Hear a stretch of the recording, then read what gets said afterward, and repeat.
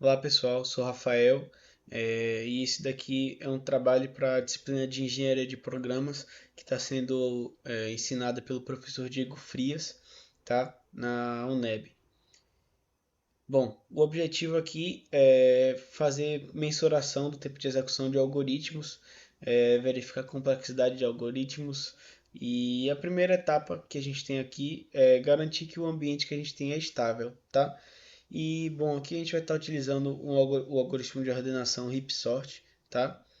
E aqui é a descrição da tarefa. Medir o tempo de execução de algoritmos de ordenação para valores selecionados de n com o objetivo de avaliar a estabilidade do ambiente de teste, que essa estabilidade acontece quando acontece a estabilização do desvio padrão e da média quando o número de repetições dos testes aumenta. Então roda esse algoritmo várias vezes para garantir a estabilização do desvio padrão e da média. E a confiabilidade dos resultados que está sendo medida pela razão entre o desvio padrão convergido sobre a média convergida, isso tem que estar menor do que 0,15. Então aqui a gente está rodando o algoritmo várias vezes para poder armazenar os dados, tá? Aqui um gráfico com a distribuição dos tempos. E esse daqui tá mais legal, né?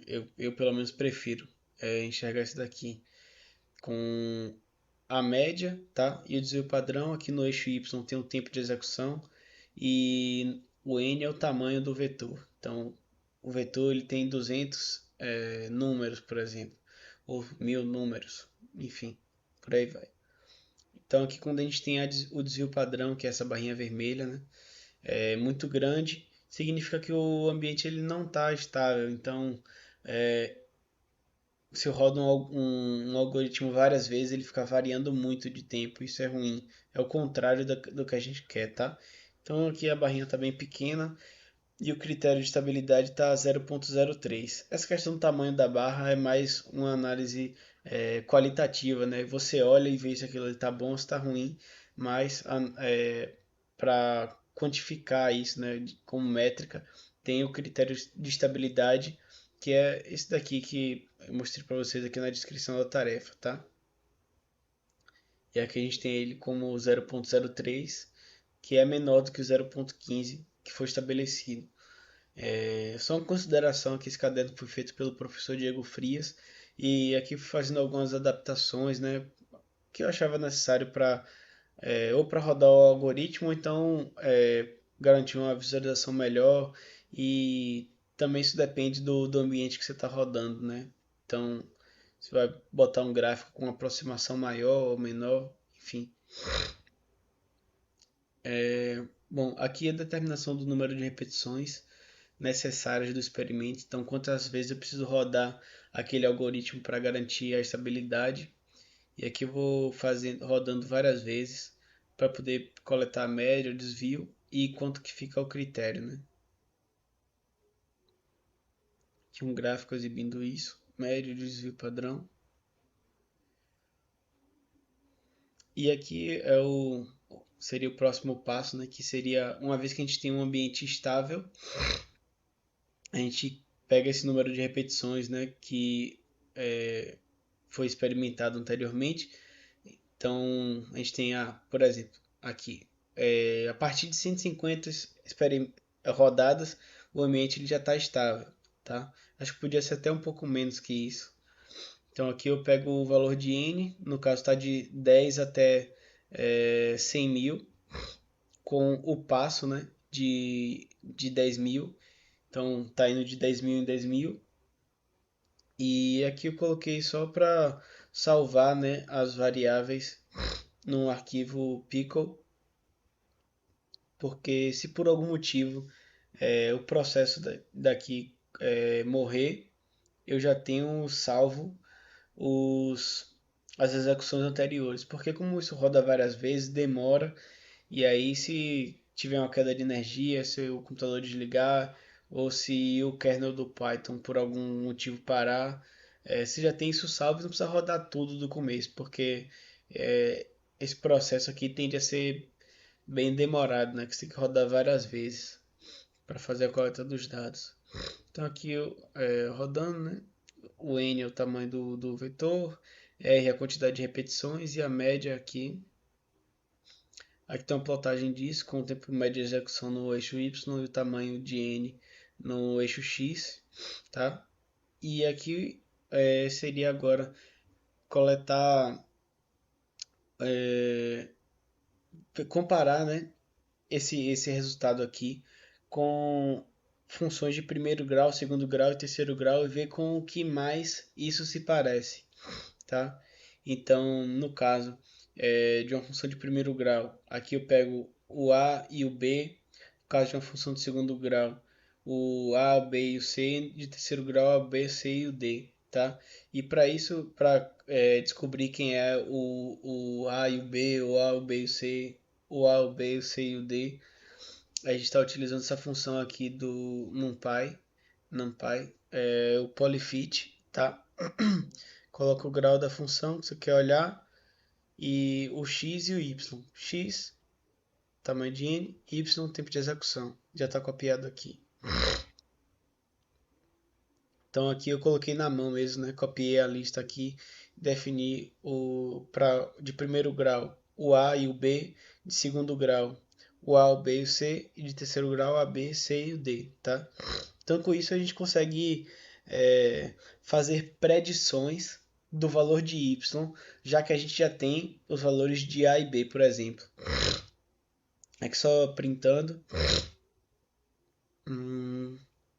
Então aqui, por exemplo, para predizer para uma função de primeiro grau, se eu tenho o A e o B, e eu sei que para uma função de primeiro grau, como é que eu defino o y, né?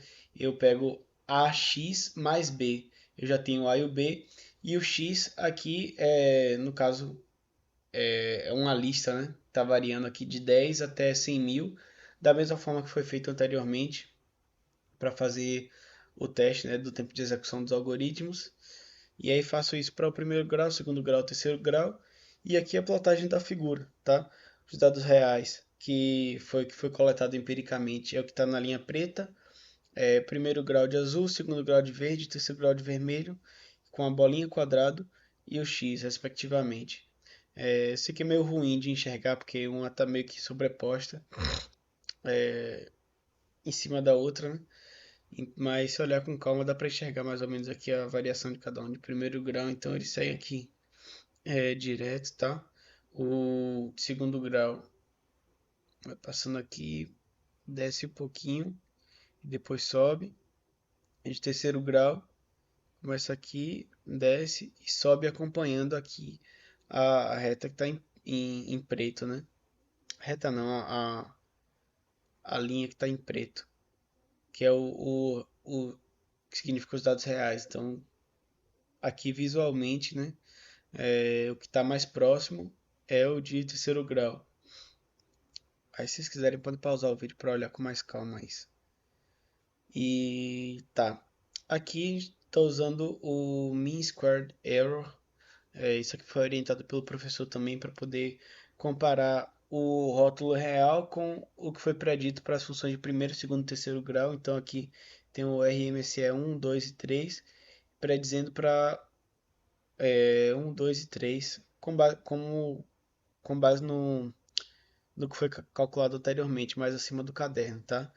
Então aqui só para mostrar para vocês, eu peguei duas listas aqui, considerando a primeira como verdadeira e o segundo como o predito, tá? Se vocês observarem, as duas listas são diferentes, então aqui a variável ela fica como 1,76, tá? Quando são iguais, ele está mais aproximado de zero, então diferente.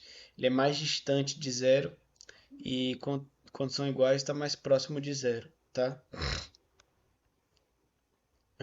Então aqui para rodando essa função aqui para primeiro grau, segundo grau e terceiro grau comparado com os rótulos verdadeiros de y, a gente tem aqui 0.01, 0.007 e 0.006. Então o que está mais próximo de zero foi esse daqui, comparado com a de terceiro grau. Então aqui eu coloquei o RMSE3, parece melhor. Parece não, né? Está melhor. Então, com uma análise quantitativa, a gente consegue estabelecer isso com números ao invés de aqui só olhando, né? E aqui a outra métrica seria o R2 score, e comparando aqui no caso o y verdadeiro com o predito. E nesse caso aqui, essa métrica ela traz valores entre 0 e 1, e quanto mais próximo de 1, é, melhor, né? Então é o que mais parece. Aqui, para o primeiro grau, 0,998. Segundo grau já está um pouco melhor, que é 0,999. E no terceiro grau, ele está aqui 9997, enquanto no segundo grau está 9995. Então, de terceiro grau está mais próximo mesmo. Então, que parece mais com a original de terceiro grau. Então, é basicamente isso, pessoal. Qualquer dúvida, a gente pode colocar nos comentários. E se tiver mais alguém da turma assistindo ou professor, aí a gente pode se falar via Teams. Até mais.